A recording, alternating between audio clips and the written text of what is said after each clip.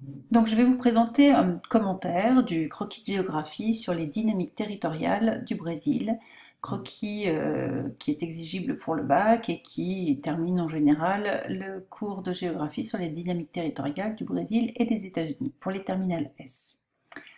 Alors d'abord une petite présentation rapide du territoire du Brésil, qui est un territoire qui s'est construit un petit peu comme les États-Unis. Il y a l'histoire d'une conquête pionnière qui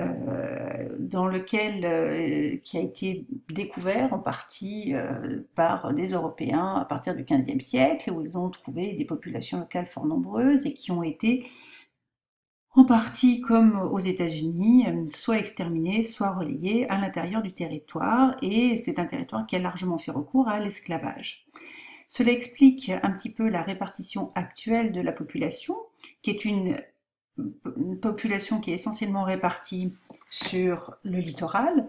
On le voit ici, la plupart des grandes villes sont sur le littoral et seule la capitale, qui est relativement récente, Brasilia, se trouve à l'intérieur, mais ça c'est une volonté politique pour essayer de peupler un petit peu l'intérieur du territoire. La première capitale, Salvador, était sur la côte, à peu près à proximité des premiers lieux d'accostage des Européens. La deuxième capitale, c'est Rio, et la troisième, à partir de 1960, c'est Brasilia. Donc la mise en valeur, on pourrait dire, extensive du territoire est issue en partie de cette histoire.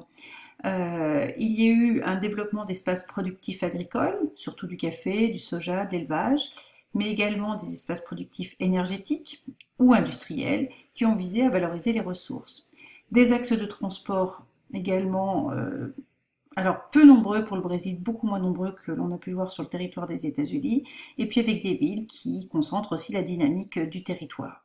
Aujourd'hui, ce qui fait la caractéristique du Brésil, c'est l'avancement de son front pionnier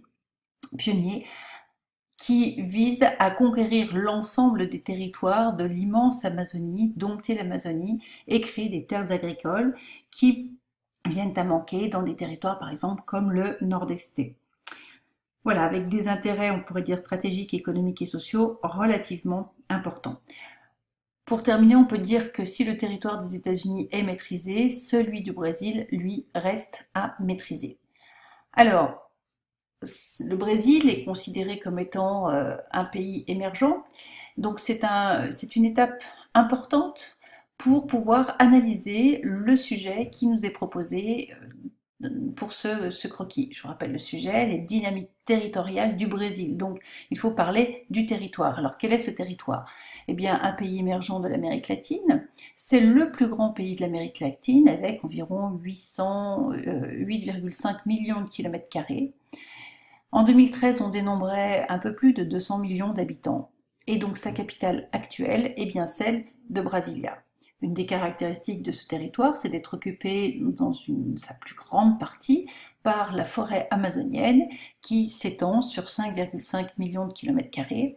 Comme vous pouvez le voir sur cette carte, un des problèmes importants de ce territoire aujourd'hui est la déforestation intense, soit par extension des cultures, soit par extension des pâturages, que l'on peut distinguer de ces zones-là.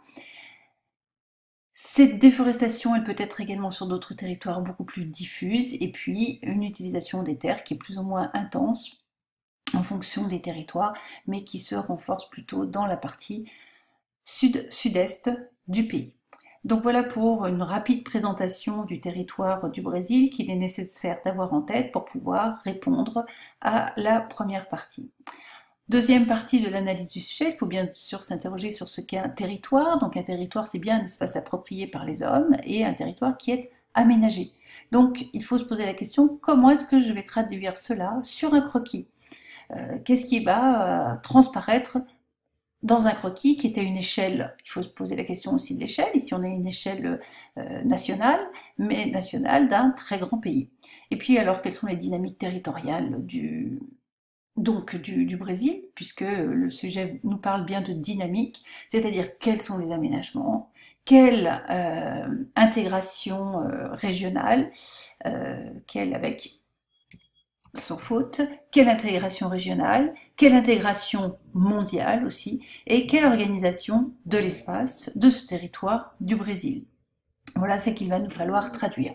Alors cela doit nous mener à construire dans un premier temps la légende.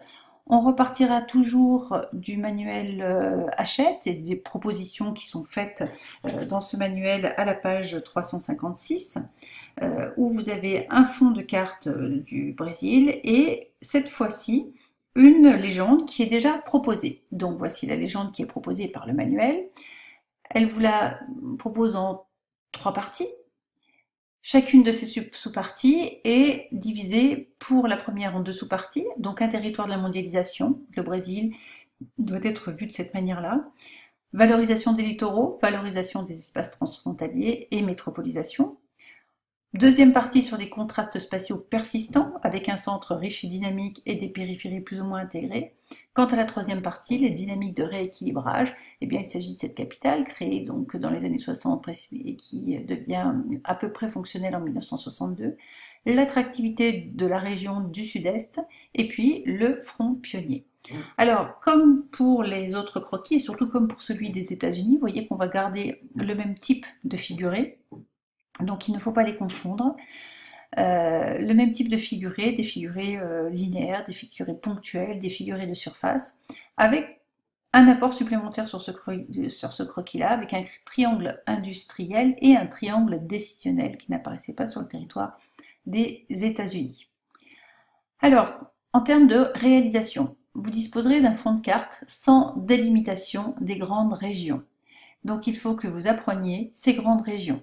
Il faut bien identifier la région du nord-est, du sud-est, du sud, qui va s'arrêter là, mais qui a les caractéristiques communes avec la région du centre-ouest, d'où une couleur identique. Et puis la grande région de l'Amazonie, qui peut porter aussi un autre nom, mais dans ce cas-là, c'est ainsi qu'elle sera déterminée.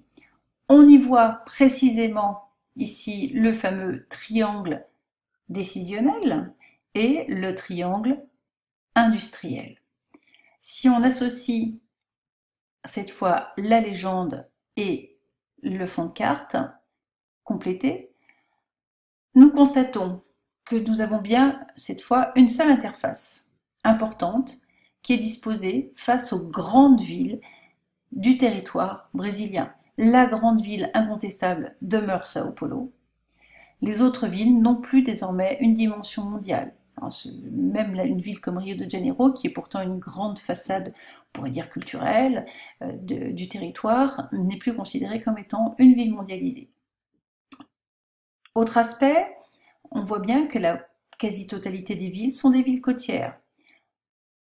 Une ville se distingue dans la forêt amazonienne, la ville de Manaus, qui est sur le fleuve Amazonie, et qui est désormais une très grande ville à l'intérieur de cet espace amazonien.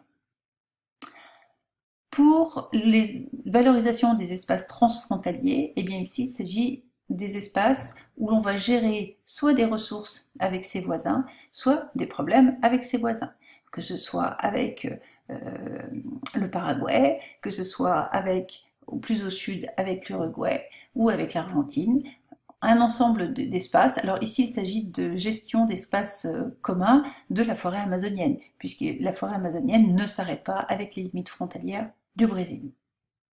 Les contrastes spatiaux persistants. Eh bien, il faudra retenir qu'il y a 4 grands types de régions. Le cœur économique du Brésil, qui est un espace donc qui correspond à peu près à la région du sud-est. Cœur économique du Brésil, c'est-à-dire qu'il y a la concentration des plus grandes métropoles, mais aussi des grandes activités industrielles et des activités agricoles du territoire. On voit se surimposer les 2 triangles. Puis, les autres régions sont toutes considérées comme des périphéries plus ou moins intégrées.